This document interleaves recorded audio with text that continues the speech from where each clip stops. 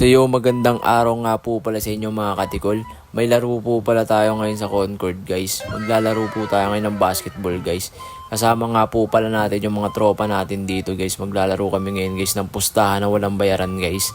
Ganun kasi kami guys magpupustahan kami tapos hindi magbabayaran. Kalimutan guys. So ayun guys, nagme-medyas na po pala tayo guys kasi nag-aantay na po sila sa labas guys. Doon na lang daw po kayo magkita-kita sa labas guys.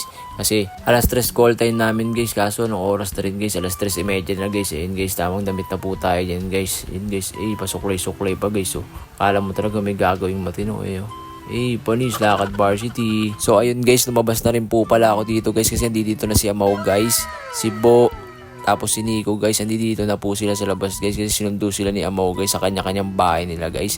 Tapos ayun guys, maya-maya rin guys, dumating na rin po pala dito si Arden guys, yung pamangkin ng Michael George guys.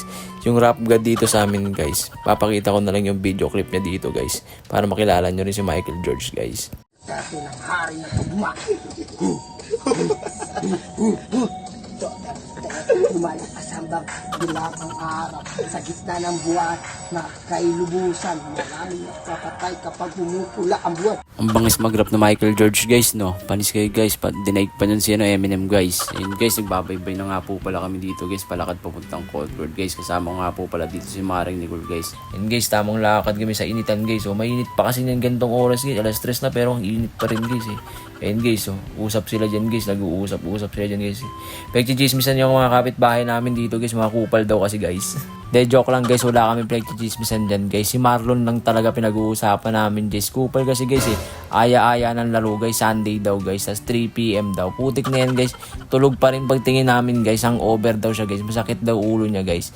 Hinila ng higaan guys, kaya yun guys, may higaan pa rin siya guys. So ayun guys, andito na rin po pala kami sa may basketball court guys, kung saan kami maglalaro ngayon guys.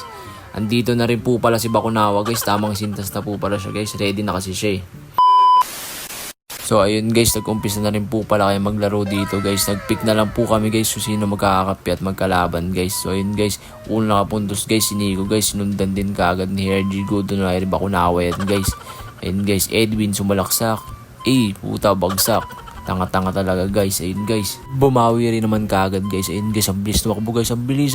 Ganda ng pasahan guys. Kulot, tumira. Easy basket by Kulotski. Ayun guys, Edwin ulit guys, crossover. Kala mo talaga marunong ang animal Naka-video kasi kaya pasikat ka boy. Tumirang hayop na yan. Basket, pasikat. Ayun guys, kaya Josh sumalaksak.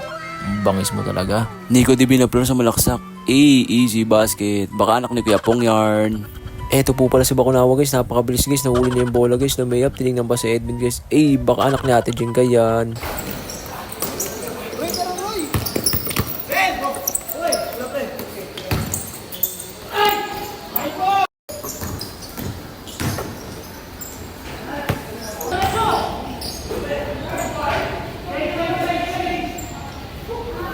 So ayun guys, nag-change short na po pala kami dito guys. Katikol may hawak ng bola, tumira. Sablay, nakuha ulit ni Katikol, sumide step.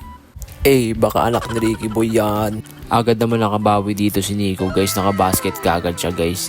Katikol may hawak ng bola, pinasa kay Kulot. 4-3, benga, basket by Kulot. Sureball talaga to guys si Kulot guys, grabe pa tumira guys.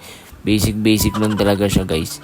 Ayun guys, tamo mga pasahan din yan dito guys. So malupit talaga to guys, si Kulot guys. Sa mga di po nakakalam guys, kinukuha nga po pala si Kulot ng MPBL guys. Kaso umayaw siya guys kasi binigyan siya condition guys Sabi sa kanya ng management guys, so payag ka MPBL player ka kaso may edits ka sa Kaya ayun guys, hindi na rin siya naglaro dun guys sa pangarap niyang liga guys. Kaya dito na lang sa amin naglaro guys.